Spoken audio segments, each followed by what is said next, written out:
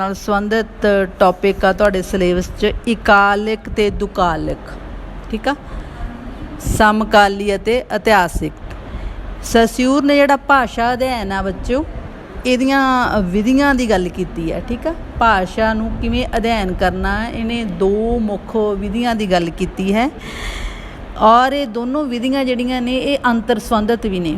ਭਾਵ ਇੱਕ ਦੇ ਕੰਸੈਪਟ ਵਿੱਚ, ਇੱਕ ਦੇ ਸੰਦਰਭ ਵਿੱਚ ਦੂਜੇ ਨੂੰ ਸਮਝਣਾ ਪਵੇਗਾ, ਦੂਜੇ ਦੇ ਸੰਦਰਭ ਵਿੱਚ ਪਹਿਲੇ ਨੂੰ ਸਮਝਣਾ ਪਵੇਗਾ। ਭਾਵ ਇਹ ਕੋਈ ਇਸ ਤਰ੍ਹਾਂ ਇਕੱਲੀ ਜਿਹੜੀ ਵਿਧੀ ਹੈ ਉਹ ਗੌਲਣਯੋਗ ਨਹੀਂ, ਸਗੋਂ ਅੰਤਰ ਸੰਬੰਧਿਤ ਨੇ, ਇੱਕ ਦੂਜੇ ਦੇ ਸੰਬੰਧ ਵਿੱਚ ਹੀ ਇਹਨਾਂ ਦੇ ਮੀਨਿੰਗ ਨਿਕਲਦੇ ਨੇ। ਕੀ ਨੇ ਇਹ? ਭਾਸ਼ਾ ਅਧਿਐਨ ਦੀਆਂ ਵਿਧੀਆਂ। ਕਿ ਭਾਸ਼ਾ ਨੂੰ ਜਦੋਂ ਅਸੀਂ ਅਧਿਐਨ ਕਰਨਾ ਹੈ ਤਾਂ ਕਿਸ ਢੰਗ ਨਾਲ, ਕਿਸ ਯੁਕਤ ਦੇ ਨਾਲ ਅਸੀਂ ਇਸ ਨੂੰ ਸਮਝ ਸਕਦੇ ਹਾਂ। ਤਾਂ ਨੰਬਰ 1 ਤੇ ਹੈ ਇਕਾਲਿਕ ਸਸਿਊਰ ਅਨੁਸਾਰ, ਅਤੇ ਸੈਕਿੰਡ ਨੰਬਰ ਹੈ ਦੁਕਾਲਿਕ। ਜਿਹੜਾ ਇਕਾਲਿਕ ਹੈ ਉਸ ਨੂੰ ਸਮਕਾਲੀ ਕਿਹਾ ਹੈ, ਕੰਟੈਂਪਰੇਰੀ, ਜੋ ਕਿ ਪੀਰੀਅਡ ਸਮਾਂ ਹੁਣ ਚੱਲ ਰਿਹਾ ਹੈ, ਸਮਕਾਲ ਹੈ। ਔਰ ਜਿਹੜਾ ਦੁਕਾਲਿਕ ਹੈ ਉਸ ਨੂੰ ਇਤਿਹਾਸਿਕ ਦੇ ਪ੍ਰਸੰਗ ਵਿੱਚ ਦੇਖਿਆ ਜਾਂਦਾ ਹੈ। ਜਿਹੜਾ ਸਸਿਊਰ ਦਾ ਜ਼ਿਆਦਾ ਜ਼ੋਰ ਹੈ, ਜਾਂ ਕਹਿ ਲਓ ਕਿ ਉਹਦੀ ਜਿਹੜੀ ਭਾਸ਼ਾ ਪ੍ਰਤੀ ਦ੍ਰਿਸ਼ਟੀਕੋਣ ਹੈ, ਉਹ ਸਮਕਾਲ ਜੋ ਵਿਧੀਆਂ ਨੇ ਭਾਸ਼ਾ ਦੀਆਂ ਉਸ ਤੋਂ ਪਿਛੋਕੜ ਵੱਲ ਜਾਂਦਾ ਹੈ। ਪਹਿਲਾਂ ਵੀ ਮੈਂ ਇੱਕ ਦਿਨ ਗੱਲ ਕੀਤੀ ਸੀ, ਕਿਉਂਕਿ ਭਾਸ਼ਾ ਨੂੰ ਸਸਿਊਰ ਨੇ ਚਿੰਨ੍ਹ ਵਿਗਿਆਨ ਕਿਹਾ। ਤਾਂ ਚਿੰਨ੍ਹ ਵਿਗਿਆਨ ਆ ਜਿਹੜੇ ਕਿਸੇ ਵਸਤੂ ਜਗਤ ਦੇ, ਦਿਖਣ ਵਾਲੇ ਵਸਤੂ ਜਗਤ ਦੇ ਅਸੀਂ ਚੀਜ਼ਾਂ ਦੇ ਨਾਮ ਰੱਖੇ ਹੋਏ ਨੇ, ਚਿੰਨ੍ਹ ਰੱਖੇ ਹੋਏ ਨੇ, ਸਿੰਬਲ, ਜੋ ਅਸੀਂ ਦੇਖੀਆਂ ਭਾਲੀਆਂ ਜਾਂ ਜਿਨ੍ਹਾਂ ਬਾਰੇ ਨੌਲੇਜ ਰੱਖਦੇ ਹਾਂ, ਉਹਨਾਂ ਦੇ ਉਹ ਇਮੇਜ ਸਾਡੇ ਦਿਮਾਗ ਦੇ ਵਿੱਚ ਬਣੀਆਂ ਹੁੰਦੀਆਂ, ਫਿਰ ਅਸੀਂ ਉਹਨਾਂ ਦੇ ਮੀਨਿੰਗ ਸਮਝ ਲੈਂਦੇ ਹਾਂ। ਠੀਕ ਆ, ਇਸ ਤਰ੍ਹਾਂ ਦਾ ਕਨਸੈਪਟ ਆ ਸਸਿਊਰ ਦਾ। ਲੇਕਿਨ ਜਿਹੜੀ ਚੀਜ਼ ਅਸੀਂ ਦੇਖੀ ਨਹੀਂ, ਉਹਦਾ ਦਿਮਾਗ ਦੇ ਵਿੱਚ ਇਮੇਜ ਨਹੀਂ ਹੈਗੀ, ਤਾਂ ਫਿਰ ਉਹ ਸਾਨੂੰ ਮੀਨਿੰਗ ਵੀ ਨਹੀਂ ਦਿੰਦੀ। ਇਸ ਕਰਕੇ ਜੋ ਅਸੀਂ ਭਾਸ਼ਾ ਦੇ ਜ਼ਰੀਏ ਬੋਲਦੇ ਹਾਂ, ਭਾਵ ਮੈਂ ਦਰਖਤ ਕਿਹਾ, ਮੈਂ ਟੇਬਲ ਕਿਹਾ, ਮੈਂ ਕੰਪਿਊਟਰ ਕਿਹਾ, ਇਸ ਤਰ੍ਹਾਂ ਦੇ ਸ਼ਬਦ ਵਰਤੇ ਜਦੋਂ ਤੁਸੀਂ ਇਹਨਾਂ ਤੋਂ ਸਾਰਿਆਂ ਤੋਂ ਅਰਥ ਲੈ ਲਏ ਦਿਮਾਗ ਦੇ ਵਿੱਚ, ਤਾਂ ਤੁਹਾਡੇ ਇਹ ਮੈਂ ਜਿਹੜੇ ਸ਼ਬਦ ਬੋਲੇ ਸੀ ਇਹ ਇਹਨਾਂ ਜੋ ਐਕਚੁਅਲ ਨੇ, ਇਹ ਅਸਲ ਵਿੱਚ ਨੇ, ਉਹਨਾਂ ਦੇ ਚਿੰਨ੍ਹ ਸੀਗੇ। ਔਰ ਐਕਚੁਅਲ ਤੁਸੀਂ ਜਾਣਦੇ ਸੀ ਤਾਂ ਤੁਸੀਂ ਇਹਦੇ ਚਿੰਨ੍ਹ ਵੀ ਸਮਝ ਗਏ।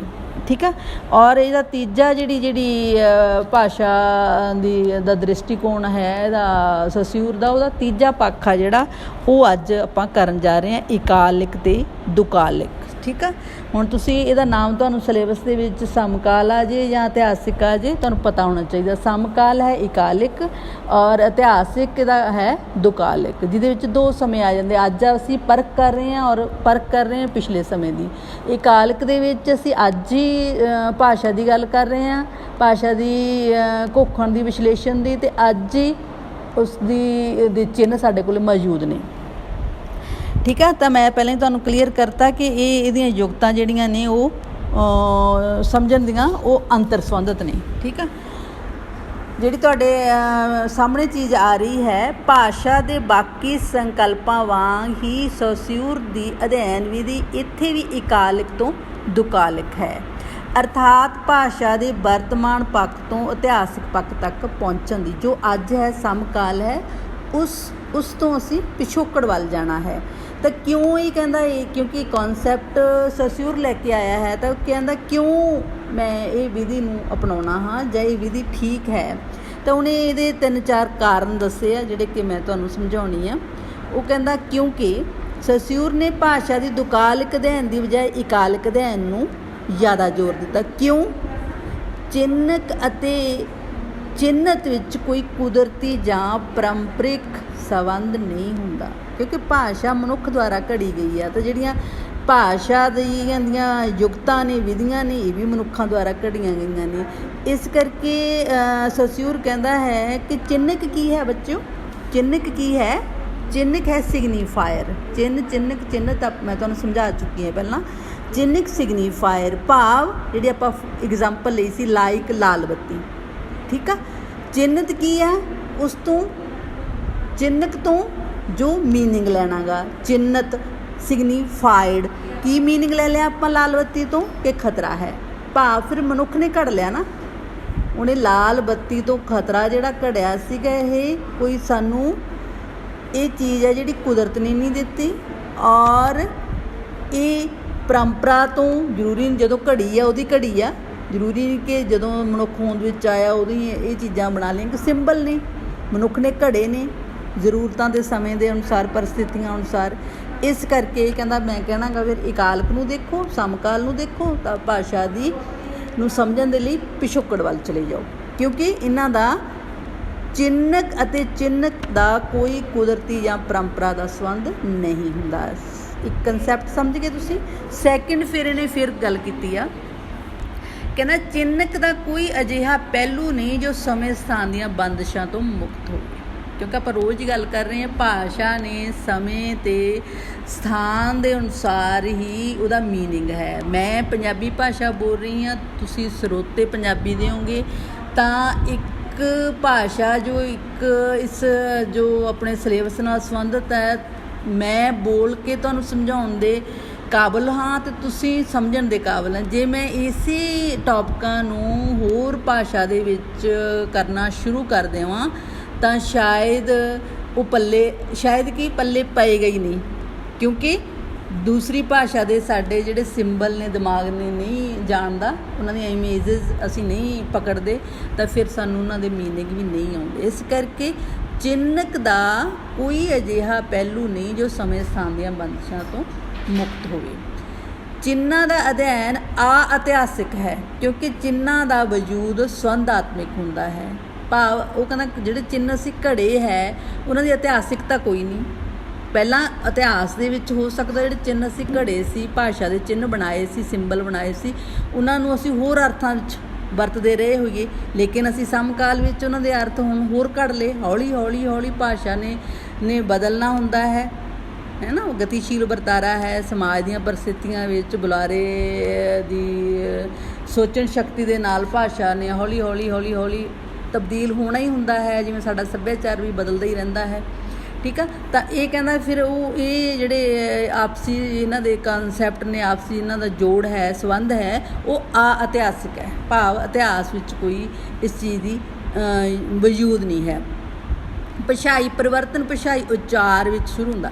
ਪਹਿਲਾਂ ਮਨੁੱਖ, ਅੱਜ ਦੀਆਂ ਪਰਿਸਥਿਤੀਆਂ ਦੇ ਵਿੱਚ ਪਹਿਲਾਂ ਮਨੁੱਖ ਨੇ ਪੈਰੋਲ ਜਿਹੜਾ ਉਚਾਰ ਹੈ, ਭਾਸ਼ਾ ਜਿਹੜੀ ਹੈ ਉਹਦਾ ਜਿਹੜਾ ਹੈ ਇਲਾਕਾਈ ਵੰਡ ਵੀ ਅਸੀਂ ਕਰਦੇ ਹਾਂ। ਪੰਜਾਬੀ ਭਾਸ਼ਾ ਦੀ ਮੈਂ ਉਦਾਹਰਨ ਲੈ ਲਾਂ, ਮਾਝੇ ਦੀ, ਮਾਲਵੇ ਦੀ, ਦੁਆਬੇ ਦੀ, ਇਲਾਕਿਆਂ ਕਰਕੇ, ਭੂਗੋਲਿਕ ਕਰਕੇ ਵੰਡ। ਦੂਜਾ ਸਮਾਜਿਕ ਵੰਡ ਵੀ ਹੁੰਦੀ ਹੈ ਭਾਸ਼ਾ ਦੀ, ਜਿਵੇਂ ਇੱਕ ਕਿੱਤੇ ਨਾਲ ਸੰਬੰਧਿਤ ਹੈ, ਇੱਕ ਅਨਪੜ੍ਹ ਹੈ, ਇੱਕ ਪੜ੍ਹਿਆ ਲਿਖਿਆ ਹੈ, ਇੱਕ ਬੱਚਾ ਹੈ, ਇੱਕ ਬਜ਼ੁਰਗ ਹੈ। ਤਾਂ ਭਾਸ਼ਾ ਦਾ ਇੱਕ ਸਮਾਜਿਕ ਸਰੂਪ ਹੁੰਦਾ ਹੈ, ਵੰਨਗੀ ਹੁੰਦੀ ਹੈ, ਪ੍ਰਕਾਰ ਹੁੰਦੇ ਨੇ, ਕਿਸਮਾਂ ਹੁੰਦੀਆਂ ਨੇ, ਇੱਕ ਭੂਗੋਲਿਕ ਹੁੰਦੇ ਨੇ। ਠੀਕ ਆ, ਉਹਨਾਂ ਕਾਰਨ ਜਿਹੜਾ ਹੈ ਮਨੁੱਖ ਭੂਗੋਲਿਕ ਪਰਿਸਥਿਤੀਆਂ ਜਾਂ ਸਮਾਜਿਕ ਪਰਿਸਥਿਤੀਆਂ ਕਰਕੇ ਜਿਹੜਾ ਉਹਦਾ ਉਚਾਰਨ ਹੈ ਸਮੇਂ ਨਾਲ ਤਬਦੀਲ ਹੋ ਜਾਂਦਾ ਹੈ ਅਤੇ ਭਾਸ਼ਾਈ ਸਿਸਟਮ ਆਪਣੇ ਅਨੁਸਾਰ ਢਾਲਦਾ। ਫਿਰ ਜੋ ਅਸੀਂ ਸਿਸਟਮ ਬਣਾਏ ਆ ਭਾਸ਼ਾ ਨੂੰ ਬੋਲਣ ਲਈ, ਇੱਕ ਸਿਸਟਮ ਜੋ ਬਣਾਇਆ ਹੈ, ਜਿਹਨੂੰ ਮੈਂ ਇੱਕ ਉਦਾਹਰਨ ਦੇ ਲਈ ਗ੍ਰਾਮਰ ਕਹਿ ਲਾਂ ਕਿ ਕਰਤਾ ਕਰਮ ਕਿਰਿਆ ਸਾਡਾ ਪੰਜਾਬੀ ਭਾਸ਼ਾ ਦਾ ਬੋਲਣ ਦਾ ਸਿਸਟਮ ਹੈ, ਤਾਂ ਇਹ ਸਿਸਟਮ ਦੇ ਵਿੱਚ ਬਾਅਦ 'ਚ ਆਉਂਦੀ ਹੈ, ਉਚਾਰ ਦੇ ਵਿੱਚ, ਪੈਰੋਲ ਦੇ ਵਿੱਚ ਪਹਿਲਾਂ ਆ ਜਾਂਦੀ ਹੈ। ਪੈਰੋਲ ਅਤੇ ਜਿਹੜਾ ਲੌਂਗ ਹੈ ਇਹ ਵੀ ਤੁਹਾਨੂੰ ਕਰਾਉਣਾ ਹੈ ਜੀ, ਇੱਥੇ ਮੈਂ ਇੰਨਾ ਕੀ ਦੱਸ ਦਿੰਦੀ ਹਾਂ। ਪੰਜਵਾਂ ਕਨਸੈਪਟ ਕਹਿੰਦਾ ਭਾਸ਼ਾਈ ਪਰਿਵਰਤਨ ਇੱਕ ਵੱਖਰਾ ਵਿਕਾਸ ਪ੍ਰਵਾਹ ਹੈ ਜੋ ਭਾਸ਼ਾਈ ਸਿਸਟਮ ਤੋਂ ਸੁਤੰਤਰ ਹੈ। ਜਿਹੜਾ ਪੈਰੋਲ ਦੇ ਜ਼ਰੀਏ ਹੈ, ਉਚਾਰਨ ਦੇ ਜ਼ਰੀਏ ਹੈ, ਬੋਲਣ ਦੇ ਜ਼ਰੀਏ ਹੈ, ਉਹ 'ਚ ਪਰਿਵਰਤਨ ਸਮੇਂ ਨਾਲ ਆਉਣਾ ਗਾ। ਤੁਹਾਡੇ ਕੋਲ ਸ਼ਬਦ ਵੀ ਆਉਣਗੇ ਅੱਗੇ ਕਿਹੜੇ ਸਮੇਂ ਦੇ ਨਾਲ ਬਿਲਕੁਲ ਹੀ ਉਹਨਾਂ ਦੇ ਅਰਥ ਆ ਜਿਹੜੇ ਹੋਰ ਹੋ ਗਏ, ਕਿਉਂਕਿ ਸਾਡੇ ਕੋਲ ਹੈ ਨਾ ਜਿਹੜੇ ਸ਼ਬਦ ਨੇ ਉਹਨਾਂ ਦੇ ਜਿਹੜੇ ਅਰਥ ਨੇ ਉਹ ਸਮੇਂ ਦੇ ਨਾਲ ਤਬਦੀਲ ਹੁੰਦੇ ਨੇ। ਅਰਥ ਸੰਕੋਚ, ਅਰਥ ਵਿਸਥਾਰ, ਇਸ ਤਰ੍ਹਾਂ ਦੇ ਜਿਹੜੇ ਕਨਸੈਪਟ ਨੇ ਉਹ ਵੀ ਤੁਸੀਂ ਸਮਝਦੇ ਹੋਗੇ ਤਾਂ ਸਮੇਂ ਦੇ ਨਾਲ ਤਬਦੀਲੀ ਆ ਜਾਂਦੀ ਆ। ਉਹੀ ਸ਼ਬਦ ਜਿਹੜੇ ਅੱਜ ਪੋਜ਼ੀਟਿਵ ਮੀਨਿੰਗ ਵਿੱਚ ਹੁੰਦੇ ਨੇ ਆਉਣ ਵਾਲੇ ਸਮੇਂ 'ਚ ਨੈਗੇਟਿਵ 'ਚ ਵੀ ਤਬਦੀਲ ਹੋ ਜਾਂਦੇ ਆ। ਇਸ ਕਰਕੇ ਕਹਿੰਦਾ ਇਹ ਜਿਹੜਾ ਸਿਸਟਮ ਅਸੀਂ ਬਣਾਉਣੇ ਆ, ਜਿਹੜਾ ਉਚਾਰ ਹੈ ਸਾਡਾ, ਉਚਾਰਨ ਹੈ ਜਾਂ ਪਰਿਵਰਤਨ, ਉਚਾਰਨ ਨਾਲ ਪਰਿਵਰਤਨ ਆਏਗਾ ਤਾਂ ਪਰਿਵਰਤਨ ਹੈ ਜਿਹੜਾ ਇਸ ਸਿਸਟਮ ਤੋਂ ਬਿਲਕੁਲ ਹੀ ਸੁਤੰਤਰ ਹੈ। ਸੋਸਿਊਰ ਨੇ ਭਾਸ਼ਾਈ ਅਧਿਐਨ ਦੌਰਾਨ ਅਜਿਹੀਆਂ ਮਿਸਾਲਾਂ ਦਿੱਤੀਆਂ ਜਿਸ ਅਧੀਨ ਇਹ ਸਾਬਤ ਕਰਨ ਦਾ ਯਤਨ ਕੀਤਾ ਕਿ ਭਾਸ਼ਾ ਇਕਾਲਕ ਅਧਿਐਨ ਰਾਹੀਂ ਹੀ ਦੁਕਾਲਕ ਅਧਿਐਨ ਤੱਕ ਪਹੁੰਚਿਆ ਜਾਂਦਾ। ਕਹਿੰਦਾ ਸਮਕਾਲ ਨੂੰ ਪਕੜੋ, ਪਿਛੋਕੜ ਵੱਲ ਜਾਓ, ਫਿਰ ਭਾਸ਼ਾ ਦੇ ਵਿਧੀਆਂ ਨੂੰ ਤੁਸੀਂ, ਭਾਸ਼ਾ ਅਧਿਐਨ ਦੀਆਂ ਵਿਧੀਆਂ ਨੂੰ ਤੁਸੀਂ ਸਮਝ ਸਕਦੇ ਹੋਗੇ। ਠੀਕ ਹੈ, ਇਹ ਇਹਨੇ ਸਿੱਧ ਕਰਨ ਦੀ ਕੋਸ਼ਿਸ਼ ਕਰਤੀ। ਠੀਕ ਹੈ, ਨਹੀਂ ਇੱਕ ਤੁਹਾਡੇ ਸਾਹਮਣੇ ਚਾਰਟ ਆ ਗਿਆ ਜਿਹੜਾ ਉਹਦੇ ਵਿੱਚ ਇੱਕ ਜਿਹੜਾ ਯੂਜ਼ ਸ਼ਬਦ ਆ ਇੰਗਲਿਸ਼ ਦਾ YOU, ਜਿਹੜਾ ਅੱਜ ਅਸੀਂ ਉਹਨੂੰ ਇੱਕ ਵਚਨ ਵਿੱਚ ਵੀ, ਬਹੁ ਵਚਨ ਵਿੱਚ ਵੀ, ਇੱਕ ਵਚਨ ਵਿੱਚ ਉਹ ਕਰਤਾ ਵੀ ਹੁੰਦਾ, ਕਰਮ ਵੀ, ਜਿਹੜਾ ਜੇ ਕੋਈ ਕੰਮ ਵਾਪਰਿਆ ਹੈ ਤਾਂ ਕਰਮ ਦੀ ਥਾਂ 'ਤੇ ਜਿਹੜਾ ਸ਼ਬਦ ਵਰਤਣਾ ਉਹ ਵੀ ਅਸੀਂ ਯੂ ਵਰਤ ਲੈਂਦੇ ਹਾਂ।